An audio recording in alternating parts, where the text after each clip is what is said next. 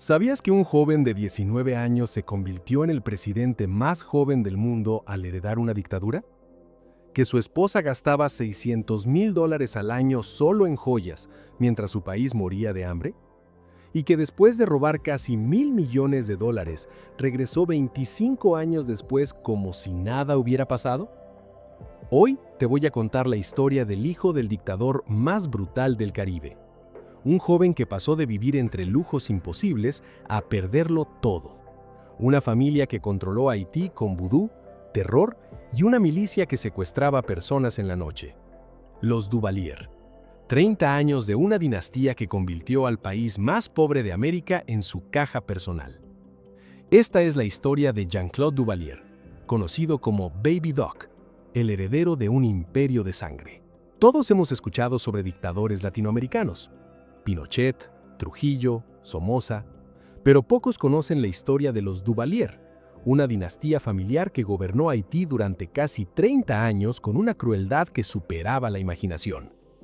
François Duvalier, conocido como Papa Doc, llegó al poder en 1957. Era médico, pero su verdadera especialidad no era curar.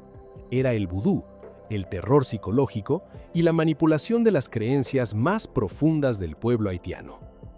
En 1971, cuando Papa Doc murió, su hijo Jean-Claude tenía apenas 19 años.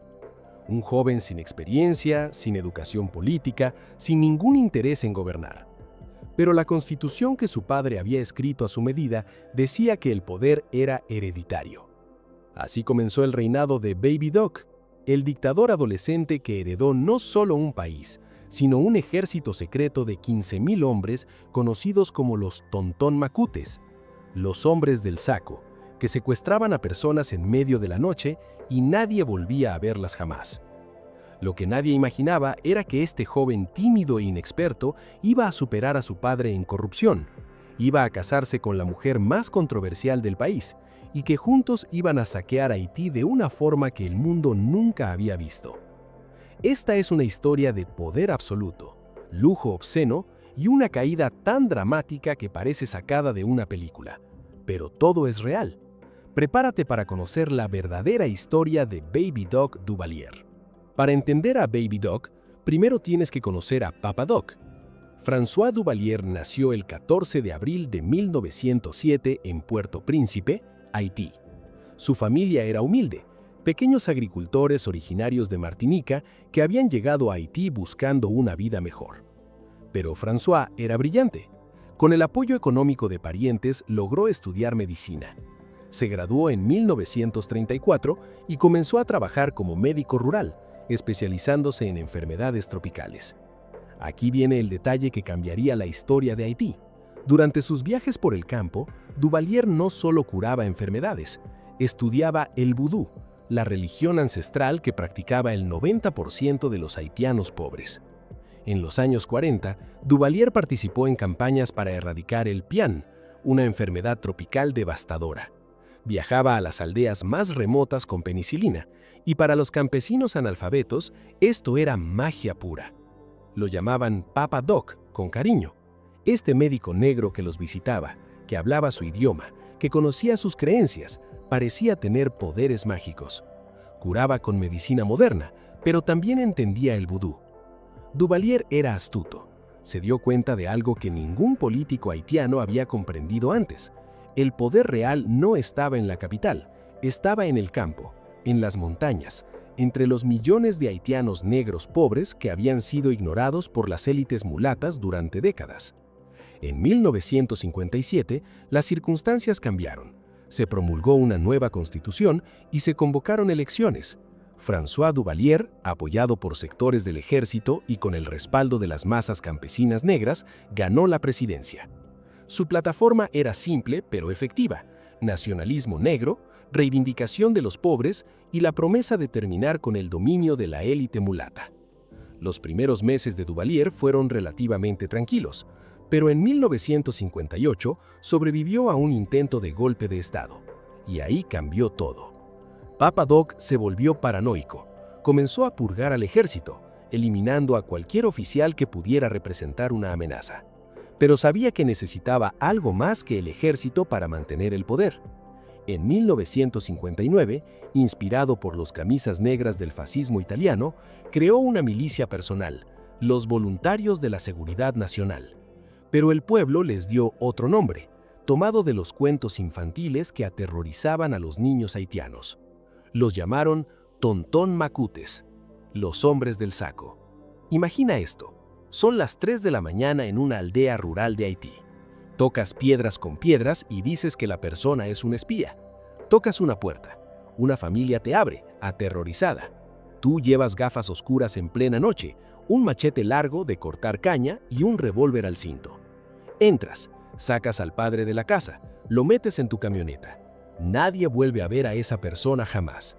Eso eran los Tontón Macutes. No recibían salario del gobierno. Su pago era el poder de extorsionar, robar, violar. Podían entrar a cualquier casa, tomar lo que quisieran, hacer lo que quisieran. Eran intocables. Se estima que llegaron a ser entre 15,000 y 300,000 miembros. Estaban en cada aldea, en cada barrio. Tu vecino podía ser un Tontón Macute, tu primo, el que vendía frutas en el mercado. Pero aquí viene lo más escalofriante. Papá Doc no solo usaba la violencia física, usaba el vudú como arma psicológica. Se vestía de negro, como el Barón Samedi, el espíritu de la muerte en el vudú haitiano. Hablaba en voz baja, casi hipnótica. Organizaba ceremonias públicas donde practicaba rituales vudú. Los haitianos creían que Papá Doc tenía poderes sobrenaturales, que podía ver a través de las paredes, que sabía lo que pensabas antes de que lo dijeras, que podía maldecirte y tu familia entera moriría. Esta combinación de terror físico y psicológico creó un control total. La gente no solo tenía miedo de hablar en público, tenía miedo de hablar en privado. Incluso tenía miedo de pensar en contra de Duvalier. En 1961, Duvalier ganó la reelección en un fraude electoral tan descarado que las boletas venían con un solo nombre, el suyo. Pero esto no era suficiente. En 1964, modificó la Constitución para declararse presidente vitalicio. Y aquí viene el detalle clave. La Constitución también decía que podían nombrar a su sucesor. Papá Doc tenía 4 hijos, Marie-Denise, Nicole, Simón y Jean-Claude, su único hijo varón. Desde ese momento, Papá Doc comenzó a preparar a Jean-Claude para heredar el poder. El joven tenía apenas 13 años. Cuando François Duvalier murió el 21 de abril de 1971, dejó un legado de horror. 30,000 personas asesinadas por su régimen. 500,000 de haitianos en el exilio. Haití convertido en el país más pobre de América. El primer lugar en analfabetismo del hemisferio. Un sistema de salud pública colapsado. La ironía era brutal. El médico que una vez curó a los pobres había creado el sistema que más daño les había hecho. Pero el duvalierismo no iba a terminar con su muerte. De hecho, apenas estaba comenzando su segunda fase. Su hijo Jean-Claude, de apenas 19 años, estaba a punto de convertirse en el presidente más joven del mundo. Jean-Claude Duvalier nació el 3 de julio de 1951 en Puerto Príncipe. Desde el momento en que nació, su vida estaba marcada por un destino que él nunca eligió. A diferencia de su padre, Jean-Claude no era brillante, no era carismático, no tenía el don de Papá Doc para manipular masas o tejer alianzas políticas. Era un joven tímido, sin ambiciones políticas, que solo quería disfrutar de los privilegios de ser hijo del presidente. Le gustaban los autos rápidos, las fiestas, las mujeres. Estudió en el Nouveau Collège Beard y en la institución San Luis de Gonzague, escuelas exclusivas para la élite. Después entró a la Universidad de Haití para estudiar Derecho, pero nunca mostró verdadero interés académico. El 21 de abril de 1971, François Duvalier murió de un ataque cardíaco. Tenía 64 años. Su cuerpo estaba devastado por la diabetes y las enfermedades del corazón. En sus últimos meses de vida, Papá Doc había orquestado meticulosamente la transición. Modificó la Constitución para reducir la edad mínima para ser presidente de 18 años a 18. Organizó un referéndum falso donde el pueblo votó a favor de que Jean-Claude fuera su sucesor. Cuando murió Papá Doc, la transición fue perfecta, demasiado perfecta. Jean-Claude Duvalier, con 19 años y 9 meses, se convirtió en el presidente más joven del mundo. No hubo golpe de Estado, no hubo resistencia. Los Tonton Macoutes y el ejército simplemente aceptaron al nuevo líder. Pero aquí está la verdad que pocos sabían. Baby Doc no gobernaba nada.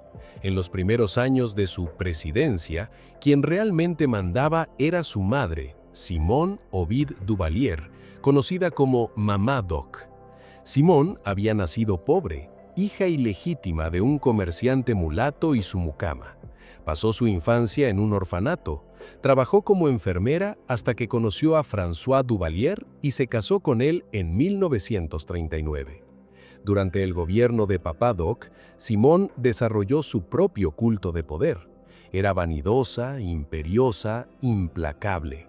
Los haitianos la llamaban Mamá Doc con ironía y miedo. Cuando Jean-Claude asumió, Simone se apoderó del verdadero poder. Ella controlaba el acceso a su hijo. Ella tomaba las decisiones importantes. Ella era quien realmente gobernaba Haití. Jean-Claude, mientras tanto, pasaba sus días durmiendo hasta el mediodía, manejando sus autos esportivos importados y asistiendo a fiestas en el Palacio Nacional. Junto a Mamá Doc, un grupo de consejeros de su padre manejaba el gobierno. Luckner Cambronner, el ministro del Interior y Defensa, era el verdadero operador político. Cambronner era conocido como el vampiro del Caribe. ¿Por qué? Porque dirigía un negocio macabro. Vendía sangre haitiana y órganos de cadáveres a laboratorios extranjeros. Se estima que exportaba 1.600 litros de sangre al mes. Este era el tipo de personas que rodeaban al joven Baby Doc.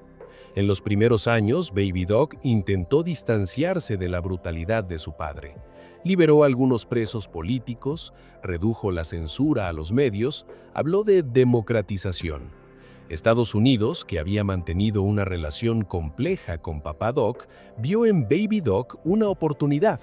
El presidente Nixon restableció el programa de ayuda estadounidense a Haití en 1971. ¿Por qué? Porque en plena Guerra Fría, Haití era estratégico. Estaba a solo 90 kilómetros de Cuba. Tener un aliado anticomunista en el Caribe era más importante que los derechos humanos. La ayuda estadounidense comenzó a fluir, millones de dólares en forma de créditos, inversiones, programas de desarrollo. Pero había un problema. La mayor parte de ese dinero nunca llegó al pueblo haitiano. Aunque Baby Doc prometió reformas, los Tonton Macoutes no solo permanecieron, se fortalecieron. En 1971, Baby Doc creó una nueva fuerza de élite llamada los Leopardos para contrarrestar el poder de los Tonton Macoutes, pero en realidad solo agregó otra capa de terror. En 1977, oficializó a los Tonton Macoutes cambiándoles el nombre a Voluntarios de la Seguridad Nacional, pero la brutalidad continuó. Seguían secuestrando, seguían torturando, seguían asesinando. La diferencia con el régimen de Papá Doc era que Baby Doc era más discreto. Las desapariciones ocurrían de noche. Los cuerpos no se exhibían tanto en público, pero el terror seguía ahí. Durante toda la década de 1970, Baby Doc fue un presidente fantasma. Asistía a reuniones del gabinete, pero se quedaba dormido. Sus ministros tomaban decisiones y simplemente le ponían los documentos para que firmara. Se dice que durante una reunión importante sobre la crisis económica, Baby Doc simplemente se fue a mitad de la sesión porque quería ver su programa de televisión favorito. Este era el hombre que, sobre el papel, tenía poder absoluto sobre un país de 6 millones de personas. Pero todo iba a cambiar en 1978, cuando conoció a una mujer que transformaría su gobierno, su imagen pública y eventualmente sellaría el destino de su dictadura. Su nombre era Michelle Bennett. Michelle Bennett nació el 15 de enero de 1950 en Puerto Príncipe, Era hija de Ernest Bennett, uno de los hombres más ricos de Haití, dueño de más de 20.000 hectáreas de plantaciones de café y más de 2.500 empleados. Los Bennett eran mulatos, de piel clara, descendientes de esclavos liberados y colonos europeos. En la jerarquía social haitiana, esto los colocaba en la élite. Pero aquí está la ironía brutal. Papa Doc había construido su poder atacando a los mulatos, reivindicando a los negros pobres, y ahora su hijo estaba a punto de casarse con la representación perfecta de la élite que Papa Doc odiaba. Michelle no era una joven inocente esperando un príncipe, tenía un pasado. A los 15 años, su padre la envió a estudiar a Estados Unidos, al St. Mary's School en Peekskill, Nueva York. Después trabajó en una fábrica de pantuflas en el distrito de confección de Nueva York. En 1973 se casó con Alix Pasquet Jr., hijo de un capitán que en 1958 había intentado un golpe de estado contra Papa Doc. De ese matrimonio tuvo 2 hijos, Alix y Sacha. Pero el matrimonio duró solo 5 años. En 1978, divorciada y con 2 niños pequeños, Michelle regresó a Haití y comenzó a trabajar como secretaria en la empresa cafetera de su padre. Michelle y Jean-Claude se habían conocido de niños en la escuela College Bird, pero ahora ella tenía 28 años y Jean-Claude 27. Él era el presidente vitalicio. Ella era una divorciada hermosa, sofisticada, que conocía el mundo. Comenzaron una relación, pero había un problema enorme: Mamá Doc. Simone Ovide odiaba a Michelle, la veía como una amenaza a su poder. Michelle era mulata, era divorciada, tenía 2 hijos de otro hombre. En la visión de Mamá Doc era completamente inapropiada para su hijo. Pero Jean-Claude, por primera vez en su vida, tomó una decisión por sí mismo. Se iba a casar con Michelle, le gustara o no a su madre. Para casarse con Michelle, Baby Doc necesitaba un permiso especial del Vaticano porque ella estaba divorciada. Escribió directamente al Papa explicando la situación.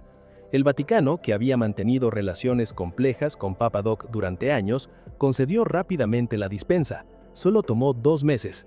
Compáralo con la princesa Carolina de Mónaco, cuya anulación matrimonial tomó 11 años en la misma época.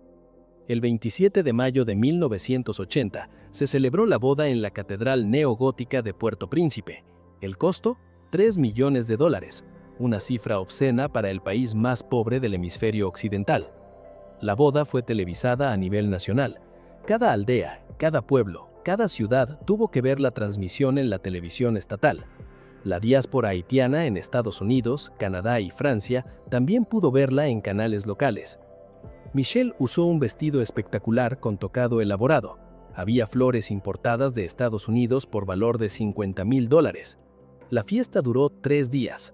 Para la mayoría de los haitianos que vivían con menos de $1 al día, fue un insulto, pero tuvieron que sonreír y celebrar, porque los Tonton Macoutes estaban vigilando. Con el matrimonio, todo cambió en el Palacio Nacional. Mamá Doc fue efectivamente expulsada del poder. Según algunos reportes, fue Michelle quien insistió en que la suegra saliera del palacio. Simone Duvalier, la mujer que había gobernado Haití en las sombras durante años, fue marginada completamente. Michelle se convirtió en la verdadera gobernante de Haití. Mientras Jean-Claude seguía durmiendo en las reuniones del gabinete, Michelle regañaba a los ministros. Ella tomaba decisiones. Ella era quien realmente mandaba. Un ministro recordaría más tarde: durante las reuniones, Baby Doc se quedaba dormido, pero Michelle estaba despierta, atenta, y si no le gustaba algo, te lo decía ahí mismo, sin importarle que tu jefe estuviera roncando al lado. Para crear una imagen pública favorable, Michelle estableció la Fundación Michelle B. Duvalier.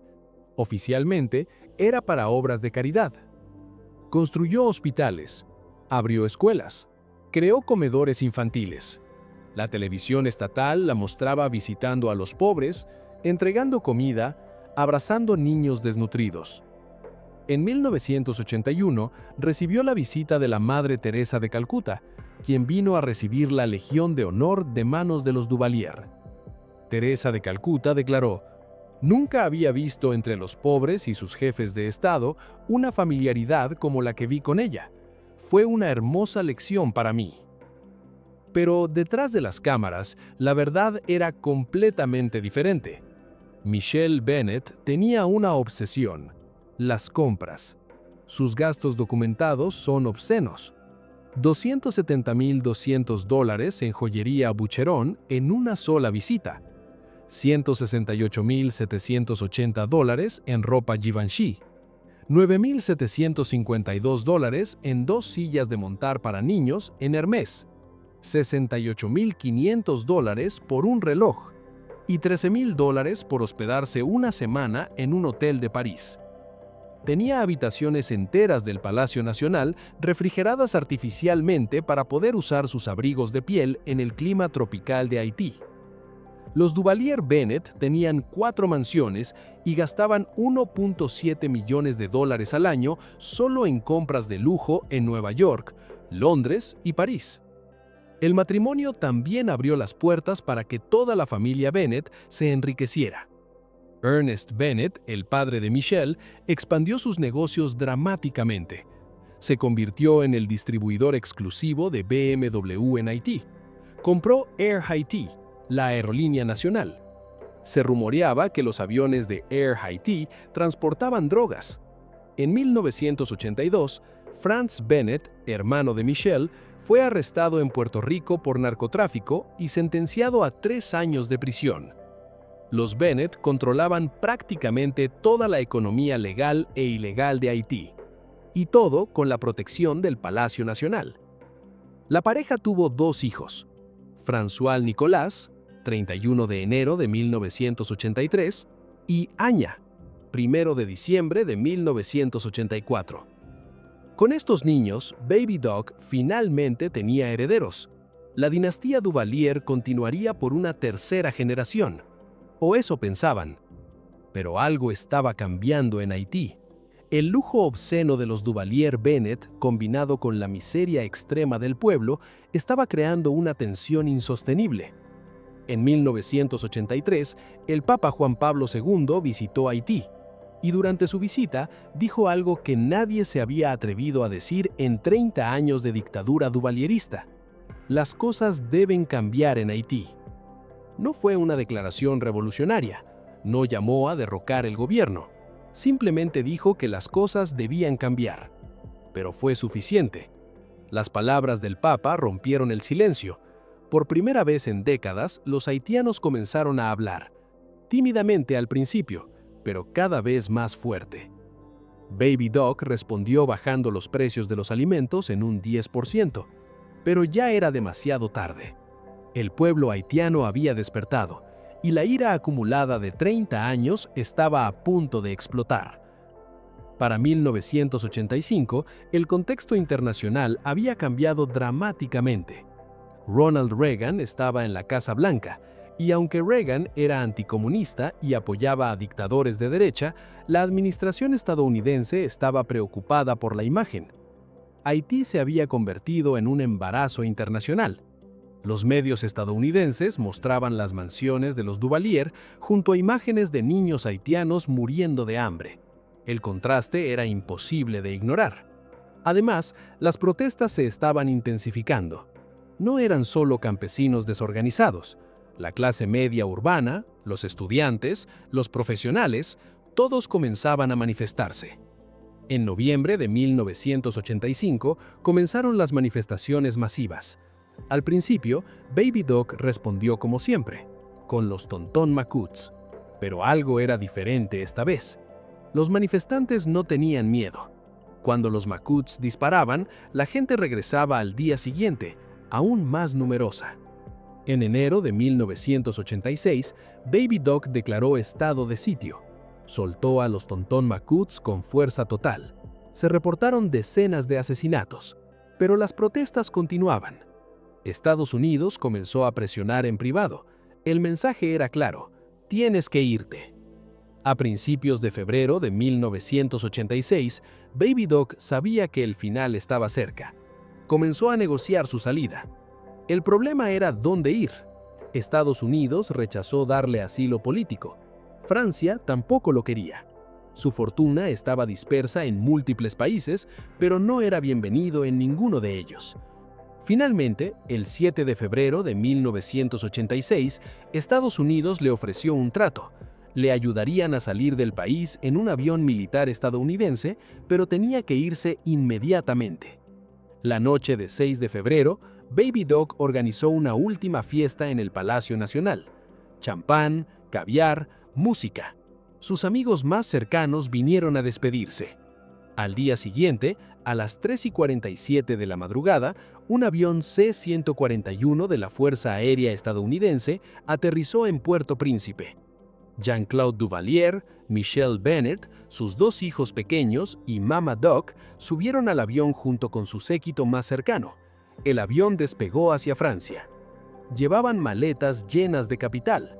Se estima que salieron con $900 millones en diversas cuentas bancarias en el exterior. Tan pronto como el avión despegó, Haití explotó en celebración. Miles de personas salieron a las calles gritando, cantando, bailando. La pesadilla de 30 años había terminado. Pero la celebración rápidamente se convirtió en venganza. Los manifestantes atacaron el mausoleo de Papa Doc, lo destruyeron a pedradas, sacaron el ataúd, lo abrieron, sacaron el cuerpo y lo golpearon ritualmente antes de quemarlo. Las casas de los Tonton Macoutes fueron saqueadas. Cientos de Macoutes fueron linchados en las calles. Era el déchoucage, el desarraigo, la limpieza violenta de todo lo relacionado con los Duvalier. La familia Duvalier había huido, pero habían dejado atrás un país completamente destruido. Las cifras son devastadoras. 30,000 personas asesinadas durante los dos gobiernos Duvalier. 500,000 de haitianos forzados al exilio. 80% de la ayuda internacional robada por la familia Duvalier. Haití era oficialmente el país más pobre del hemisferio occidental. La deuda externa del país era menor que lo que los Duvalier habían robado. Los Duvalier malversaron entre 300 y 800 millones de dólares, según el informe de Transparencia Global del 2004. Algunos cálculos más altos hablan de hasta 900 millones. Para poner esto en perspectiva, la economía completa de Haití en 1986 era de aproximadamente 1.200 millones de dólares. Los Duvalier se habían robado casi todo. Los Duvalier llegaron primero a Grenoble, Francia, el 7 de febrero de 1986, pero rápidamente se trasladaron a la Costa Azul, donde alquilaron una villa lujosa en Montchamp, cerca de Cannes. La villa tenía vista al Mediterráneo, piscina privada y estaba vallada para garantizar privacidad. Era perfecta para un dictador exiliado que quería vivir discretamente. Pero discretamente no estaba en el vocabulario de Michelle Bennett. Al principio los Duvalier vivieron como si nada hubiera cambiado. Michelle continuó su vida de lujo desenfrenado. Compraba vehículos de alta gama, Ferraris, BMW, Mercedes. Asistía a fiestas de la alta sociedad francesa. Hacía compras en las boutiques más exclusivas de París y de Cannes. Gastaba sin límite. Los Duvalier comían en los mejores restaurantes, donde Baby Doc era conocido por su pasión por la mesa, como lo describió un chef. Las cuentas llegaban a $1,000 por comida para su séquito. Tenían clases privadas de tenis, viajes a los Alpes en sus autos de lujo, visitas a las joyerías más prestigiosas. Era como si estuvieran de vacaciones permanentes. La fortuna de los Duvalier estaba dispersa en múltiples países. Cuentas bancarias en Suiza, propiedades en París, Avenida Foch, Neuilly-sur-Seine, un castillo en Temericourt, Val d'Oise, un apartamento en Deauville, un apartamento de lujo en Trump Tower, en Nueva York, cuentas en bancos estadounidenses. En 1987, el gobierno de Estados Unidos embargó sus propiedades en suelo estadounidense, un yate llamado Nicky, en Miami, valorado en $100,000, 4 apartamentos en Manhattan. Pero esto era solo una pequeña fracción de su fortuna total. Pero la vida de lujo y el exilio estaban cobrando su precio en el matrimonio. Michelle se aburría, Baby Doc se deprimía. El dinero, aunque abundante, comenzaba a disminuir. Los gastos extravagantes de Michelle eran insostenibles incluso con una fortuna de 900 millones. En 1990, después de 10 años de matrimonio, Jean-Claude Duvalier presentó una demanda de divorcio en la República Dominicana. La acusó de actos inmorales. Michelle estaba viviendo con otro hombre en Cannes en ese momento, pero voló a República Dominicana para contestar la demanda. Hubo 3 audiencias en diferentes cortes. Finalmente, Jean-Claude prevaleció. El divorcio fue concedido. Pero aquí está el detalle devastador. Michelle se quedó con la mayor parte de la fortuna. Como parte del acuerdo de divorcio, recibió millones de alimony y mantenimiento de los hijos. Se quedó con propiedades, se quedó con cuentas bancarias. Baby Doc quedó casi en la ruina. Para 1994, solo 8 años de llegar a Francia, la situación de Baby Doc era desesperada. Tuvo que abandonar su villa en Mougins, ya no podía pagarla. Vivía en apartamentos cada vez más pequeños y modestos. Un artículo del Baltimore Sun de 1994 lo describió así: Jean-Claude Duvalier, de 45 años, está varado de cash. Su vida está en ruinas. Vivía con su madre, Mamá Doc, que tenía 82 años. Los dos exgobernantes de Haití viviendo juntos en un apartamento modesto en Francia. Michel, mientras tanto, se había casado con un empresario francés y vivía en un apartamento frente al mar en Cannes, con sus 4 hijos, los 2 de su primer matrimonio, y Nicolas y Anya. Los hijos de Baby Doc y Michel vivieron toda su infancia y adolescencia en Francia. Nicolas Duvalier, nacido en 1983, creció viendo a su padre caer en la depresión y la pobreza mientras su madre mantenía un estilo de vida lujoso. Anya Duvalier, nacida en 1984, apenas recordaba Haití. Para ella, Francia era su hogar. Los niños veían a su padre ocasionalmente, pero vivían con Michel. Asistían a escuelas privadas caras. Tenían una vida privilegiada, pero cargaban con el peso de un apellido que era sinónimo de dictadura, corrupción y muerte. En 1990, Baby Doc conoció a Veronique Roy, una diseñadora de modas que había nacido el 22 de abril de 1948. Era 3 años mayor que él. Veronique era conocida entre las monarquías del Golfo y tenía conexiones con la alta sociedad internacional. La prensa francesa la llamaba la misteriosa o la mujer fatal de Baby Doc. Pero había algo aún más interesante sobre Veronique. Era nieta de Paul Eugene Magloire, quien había sido presidente de Haití de 1950 a 1956, el mismo hombre contra quien Papa Doc conspiró para llegar al poder. Era como si las familias rivales de la política haitiana estuvieran unidas por este romance tardío. Veronique y Jean-Claude se casaron discretamente. Ella lo apoyó durante sus años más difíciles. Mientras Michel vivía en lujo, Veronique ayudaba a Baby Doc a sobrevivir económicamente.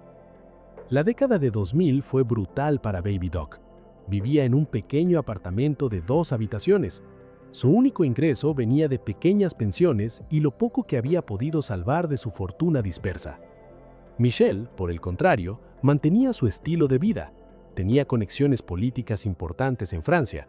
Se rumoreaba que era amiga personal de Jacques Chirac. Baby Doc, mientras tanto, era un fantasma, un ex dictador olvidado viviendo en el anonimato en Francia.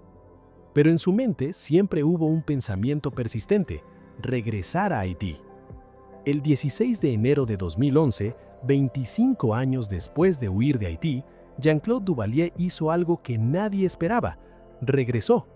Aterrizó en el aeropuerto de Puerto Príncipe junto a Veronique Roy a las 6:15 p.m. Llevaba un pasaporte diplomático haitiano, aunque hacía décadas que no era diplomático de nada. Miles de personas lo estaban esperando. Algunos eran duvalieristas nostálgicos que lo recibieron con pancartas y cánticos.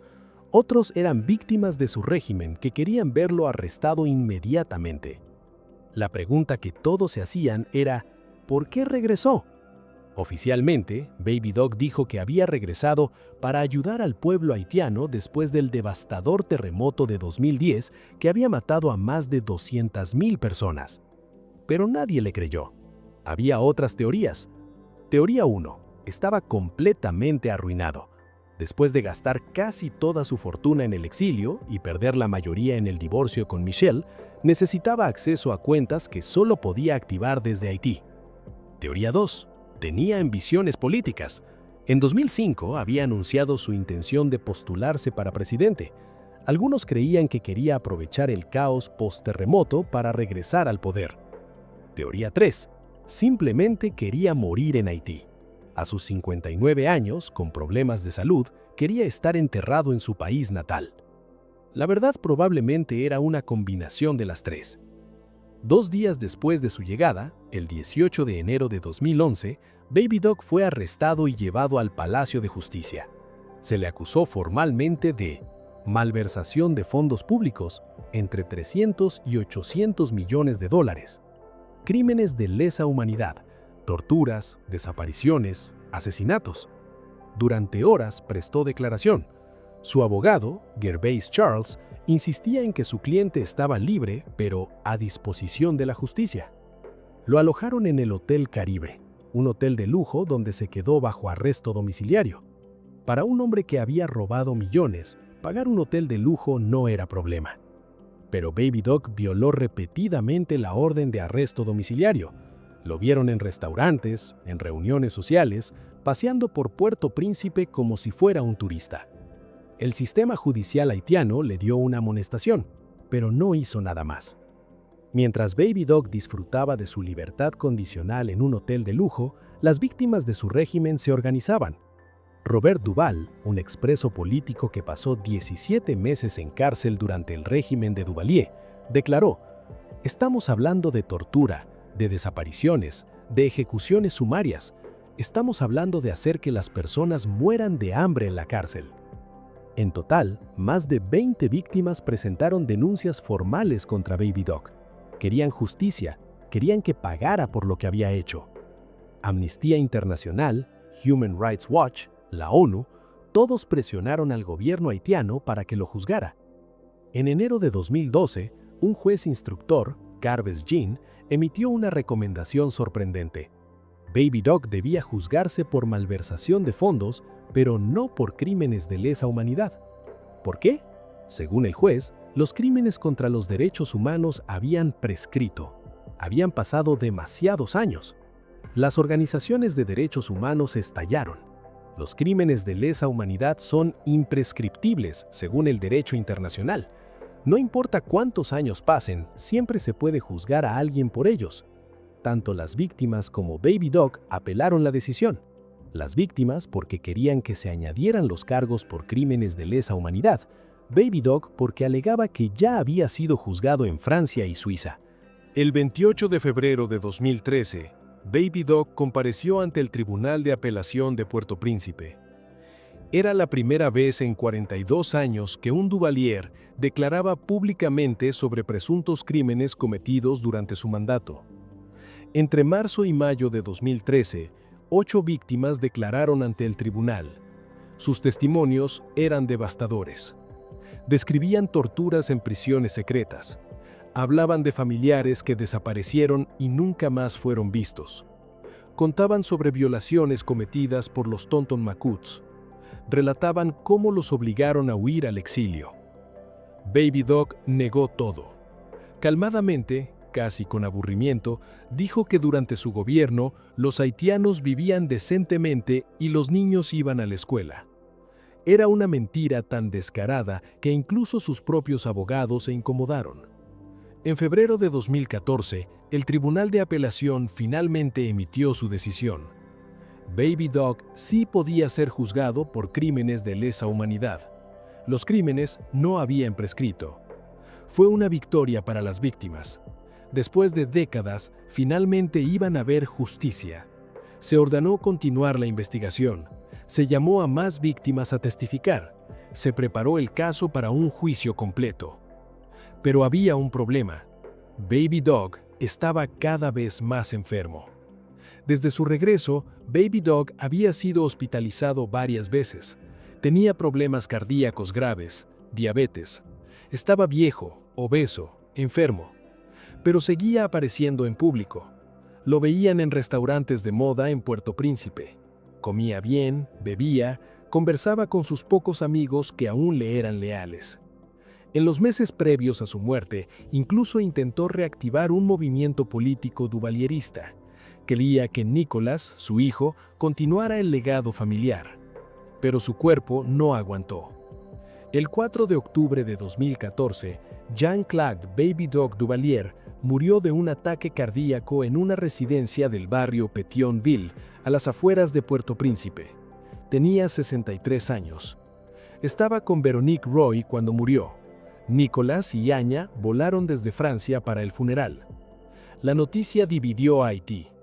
Algunos celebraron en las calles. Finalmente, el último Duvalier había muerto. Otros lloraron. Los duvalieristas nostálgicos veían en Baby Doc una época de orden y estabilidad, ignorando convenientemente el terror y la corrupción. El presidente haitiano Michel Martelly, quien había sido elegido en 2011, emitió un comunicado controversial. El amor y la reconciliación deben superar siempre nuestras luchas internas. Pese a nuestras luchas y nuestras divergencias, saludamos la partida de un auténtico hijo de Haití. Hubo rumores de que Martelly consideraba darle un funeral de estado a Baby Doc. Las protestas fueron inmediatas. Finalmente, se realizó un funeral privado. El 11 de octubre de 2014, cientos de personas asistieron al funeral de Baby Doc en la capilla del Colegio San Luis de Gonzague en Puerto Príncipe. Detrás del ataúd cubierto con la bandera haitiana caminaban François Nicolas Duvalier, su hijo; Anya Duvalier, su hija; Michelle Bennett, su exesposa, que había volado desde Francia; Veronique Roy, su segunda esposa. Era una imagen surrealista, la familia fracturada del dictador reunida una última vez. Exministros, militares y amigos de la familia presentaron sus respetos, pero afuera, grupos de víctimas protestaban con pancartas que decían «Justicia para las víctimas del duvalierismo». Con la muerte de Baby Doc, el caso judicial entró en un limbo legal. ¿Se puede continuar un juicio contra un muerto? Según organizaciones de derechos humanos como la FIDH, sí, porque había otros acusados, colaboradores de Baby Doc, funcionarios de su gobierno, comandantes de los Tonton Macoutes. Pero el gobierno haitiano perdió interés rápidamente. Sin Baby Doc como figura central, el caso se desvaneció. Al día de hoy, ningún miembro del régimen de Baby Doc ha sido condenado por crímenes de lesa humanidad. Después del funeral, Nicolas Duvalier y Anya Duvalier regresaron a Francia, pero Nicolas no olvidó las últimas palabras de su padre. Según fuentes cercanas a la familia, Nicolas es ahora el jefe del clan duvalierista. Mantiene contacto con veteranos del régimen y con duvalieristas que aún operan en Haití. En entrevistas esporádicas, Nicolas ha hablado de restaurar el honor del apellido Duvalier y de corregir las mentiras históricas sobre su padre y abuelo. Anya, por su parte, mantiene un perfil mucho más bajo. Vive en Francia y evita hablar públicamente sobre su familia. Los dos heredaron muy poco dinero de su padre, quien murió casi en la ruina. La mayor parte de la fortuna familiar está con Michel, quien sigue viviendo en Francia y ocasionalmente hace declaraciones defendiendo el legado duvalierista. Esta es la pregunta que obsesiona a Haití. ¿Dónde están los 300 a 900 millones de dólares que los Duvalier robaron? Parte del dinero fue embargado. Estados Unidos embargó propiedades por valor de varios millones. Suiza congeló cuentas bancarias. Francia inició investigaciones. En 1987, Haití presentó una demanda contra los Duvalier en una corte civil francesa, exigiendo que devolvieran el dinero. La corte desestimó el caso. Múltiples intentos de recuperar los fondos han fallado. Los Duvalier usaron redes bancarias complejas, empresas fantasma y cuentas en paraísos fiscales. La mayor parte del dinero probablemente fue gastada por Michel durante el exilio. El resto está escondido en cuentas que nadie puede rastrear. Haití nunca recuperará ese dinero. Los 30 años de dictadura duvalierista dejaron cicatrices que Haití todavía no ha sanado. Económicamente, los Duvalier destruyeron cualquier base productiva que Haití tenía, robaron la ayuda internacional, ahuyentaron la inversión extranjera. Socialmente, crearon una cultura de miedo y desconfianza. Los vecinos delataban a vecinos, las familias se dividían por lealtades políticas. Políticamente, establecieron un patrón de gobierno autoritario que continuó después de ellos. Los militares que tomaron el poder en 1986 eran duvalieristas sin Duvalier. Psicológicamente, el terror de los Tonton Macoutes creó un trauma generacional. Hasta hoy, los haitianos mayores se niegan a hablar de esa época por miedo. Aquí viene algo perturbador. Hay haitianos que recuerdan a los Duvalier con nostalgia. ¿Cómo es posible? Porque después de 1986, Haití no mejoró. Hubo golpes de Estado, gobiernos corruptos, ocupaciones internacionales, el terremoto de 2010, desastres naturales, pobreza extrema. Para algunos haitianos, especialmente los que eran niños durante el régimen de Baby Doc y no vivieron directamente el terror, al menos había orden, los precios eran estables, había electricidad. Es una narrativa falsa, pero poderosa. Ignora completamente el costo humano. Pero en un país que ha sufrido tanto después de los Duvalier, algunos romantizan el pasado. Mientras algunos nostálgicos recuerdan a los Duvalier, miles de víctimas siguen esperando justicia. Hay un grupo organizado de sobrevivientes de Fort Dimanche, la prisión más brutal del régimen duvalierista allí. Se torturaba, se ejecutaba, se hacía desaparecer a los opositores políticos. También está la Red Nacional de Defensa de Derechos Humanos, la RNDDH, que ha documentado meticulosamente los crímenes del duvalierismo. Estas organizaciones siguen presionando al gobierno haitiano para que continúe las investigaciones, pero con cada año que pasa, más testigos mueren, más evidencia se pierde. El tiempo corre en contra de la justicia. La historia de Baby Doc plantea preguntas incómodas sobre la comunidad internacional. ¿Por qué Estados Unidos apoyó a los Duvalier durante décadas? Porque eran anticomunistas. En plena Guerra Fría, tener un aliado en el Caribe valía más que los derechos humanos. ¿Por qué Francia le dio asilo? Por las conexiones históricas y porque Baby Doc llegó en un avión estadounidense con el respaldo diplomático de Washington. ¿Por qué ningún país lo extraditó? Porque los dictadores se protegen entre sí. Si Francia extraditaba a Baby Doc, ¿qué mensaje enviaba a otros dictadores que podrían buscar refugio en el futuro? La impunidad de Baby Doc no fue solo culpa de Haití, fue un fracaso de la justicia internacional. Las lecciones no aprendidas. Lo más trágico de la historia de los Duvalier es que Haití no aprendió la lección.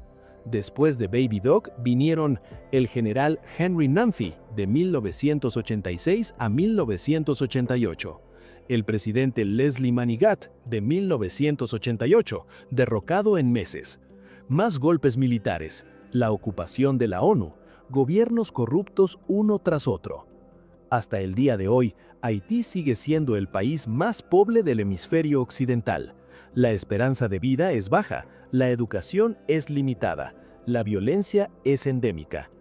Los Duvalier eran parte del problema, no la única causa, pero su legado de corrupción, autoritarismo y saqueo sistemático establecieron patrones que siguen vigentes. Jean-Claude Baby Doc nació en una familia de dictadores y nunca tuvo la oportunidad de ser otra cosa. A diferencia de su padre, él no eligió el poder le fue impuesto. Era un adolescente tímido que solo quería disfrutar de los privilegios de ser hijo del presidente. Pero cuando papá Doc murió, se vio forzado a ocupar un rol para el que no estaba preparado. Algunos podrían sentir lástima por él. Era joven, inexperto, manipulado por consejeros y por su esposa. Pero aquí está la verdad incómoda. Baby Doc tenía opciones. Pudo haber renunciado, pudo haber implementado reformas reales, pudo haber desmantelado los Tonton Macoutes, pudo haber devuelto algo de lo que su familia había robado. En cambio, eligió el lujo, la corrupción y perpetuar el terror de su padre. La historia de Baby Doc y Michelle Bennett nos enseña algo importante sobre la corrupción. Tiene un rostro humano. No son villanos de caricatura. Son personas que disfrutan de cenas elegantes, que aman a sus hijos, que tienen hobbies normales. Michelle visitaba hospitales y abrazaba niños enfermos. También gastaba en un año lo que un haitiano promedio ganaría en 50 vidas. Baby Doc era tímido y cortés en persona. También presidió un régimen que torturó y mató a miles. La banalidad del mal, como lo llamó Hannah Arendt, es real. Los peores crímenes no son cometidos por monstruos, son cometidos por personas ordinarias que simplemente no se preocupan lo suficiente por las consecuencias de sus acciones. Baby Doc vivió 28 años después de ser derrocado. Vivió en Francia, se divorció, se volvió a casar, tuvo una vida. Nunca pasó un solo día en prisión, nunca enfrentó verdadera justicia, murió libre. Esto envía un mensaje devastador. Puedes robar 1.000 millones, puedes matar miles de personas, y si tienes suficientes conexiones y suficiente dinero guardado, puedes salir impune. La impunidad de Baby Doc no es solo una tragedia para Haití, es una tragedia para la justicia internacional. Nicolás y Anya Duvalier nacieron en la opulencia del Palacio Nacional haitiano. Fueron exiliados como niños pequeños. Crecieron en Francia con un apellido que era sinónimo de dictadura. Nicolás ha elegido abrazar el legado familiar. Anya ha elegido el silencio. Ambas son formas de lidiar con el peso imposible de ser descendiente de dictadores. ¿Son responsables de los crímenes de su padre y abuelo? No, pero cargan con las consecuencias. Es tentador imaginar qué habría pasado si Jean-Claude Duvalier hubiera rechazado el poder en 1971.